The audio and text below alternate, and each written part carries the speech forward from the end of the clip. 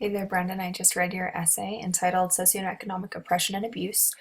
Um, that's really interesting. I liked the dedication you shared from Garland for his parents. I think that really brings this home as something that he dealt with and didn't like, and that um, his story is kind of a way of showing what's going on. I think that was really well done on your end.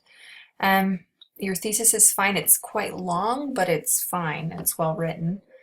Um, and I would just invite you to read your topic sentences to see if they're stemming from your thesis in order. They do originally.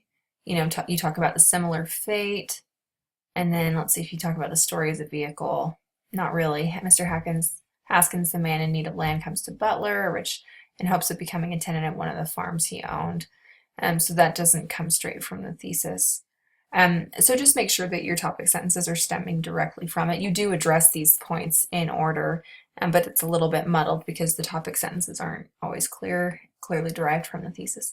I like your source support.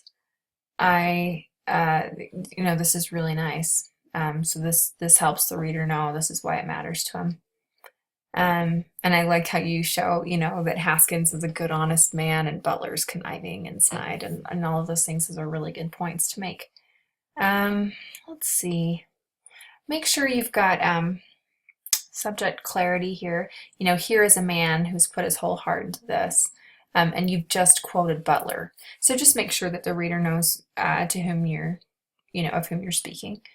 And then, also, is this a typo from the dedication? Sorry to keep scrolling back and forth. He says it's dedicated by a son whom every day brings a deepening sense of his parents' silent heroism. Did you miss a word in here, or is this how he said it? I'm just curious. Let's see. And there are a couple typos and things throughout here, but they're just not big. It's if instead of in, little things like that, not a big deal.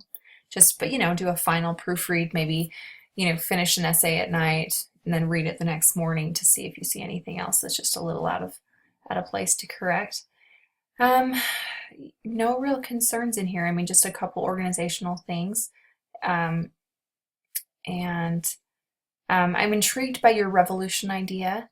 Um, but like you say here, it's not that Garland's necessarily condoning or supporting violence, but he may be saying to be weary, and you should say wary, to be wary of how far you push someone into a corner, they may strike back. I don't know that that really supports your thesis, which says he's talking about potentially doing something about it. And it's just kind of interesting. I just because that paragraph doesn't match exactly what the thesis is saying. So it's just a couple little discrepancies like that. But overall, excellent content. Let me look at your MLA. MLA is looking fine. So good. Really nice job on this.